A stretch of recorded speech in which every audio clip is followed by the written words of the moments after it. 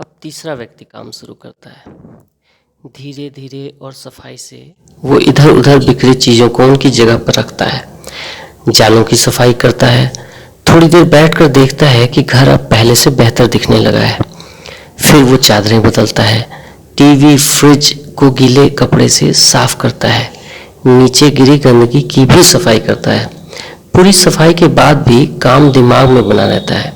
ऐसा लगता है जो बिस्तर बदला है उसे धुल भी दिया जाए और फर्श को पानी से साफ करके ये और भी बेहतर दिखाई देने लगेगा। आप समझ पा रहे हैं कि ये कफ की प्रवृत्ति है।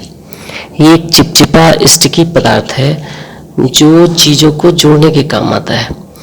अब हम काम करते हुए थक गए हैं, शारीरिक रूप से भी और मानसिक रूप से भी, पर हम उसे छोड़ नहीं पा रहे हैं। ऐसे में श्वास का रुद्ध हो जाना यानी कि उसके प्रवाह में अवरोध बनना, जुकाम, खांसी, थकान, सिर दर्द आदि की शिकायत होना स्वाभाविक है। इसका प्रमुख गुण लोभ या लालच है। अच्छाई ये है कि ऐसे लोग अपने काम में रुचि लेते हैं और परफेक्शन की हद तक या चीज़ों को बहुत बेहतर बनाने की इनमें क्षमता होती है। प्रेम भाव होता है और जिस चीज़ की इच्छा है उसका संचय कर सकते हैं, जैसे धन, दौलत आदि।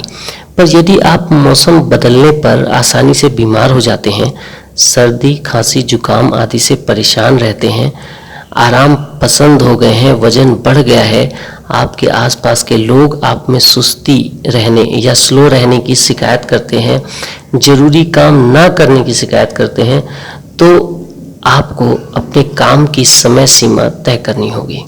सभी कार्यों को करें और उन्हें उचित समय दें। गैर जरूरी काम समझकर या सही समय के इंतजार में चीज़ों को छोड़ें नहीं।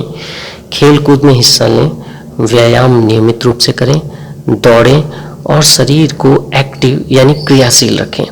याद रखें कि excess of everything is bad, यानी अति हर चीज़ की बुरी होती है, चाहे हम उसे कितना भी अच्छा क्यों न माने, जैसे कि देर तक पढ़ना या ज़रूरत से ज़्यादा आराम करना।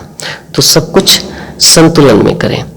तो हमने इन तीनों दोषों को एक बहुत सामान्य उदाहरण द्वारा समझा। मैं स्पष्ट कर दूं कि ये दोष हमारे शरीर में अधिक समय तक बने रहकर हमारे इम्यून सिस्टम यानी रोग प्रतिरोधक क्षमता को कमज़ोर करते हैं और हम बाकी बड़ी बीमारियों के आसानी से शिकार बनते हैं। इसलिए अपनी आदतों में सुधार करके हमें इन प्रवृत्तियों को संतुलित रखना चाहिए और अपने जीवन को बेहतर और स्वस्थ बनाए रखना चाहिए। अपने विचार और सुझाव हमें कमेंट बॉक्स में ज़रूर लिखें। नमस्कार।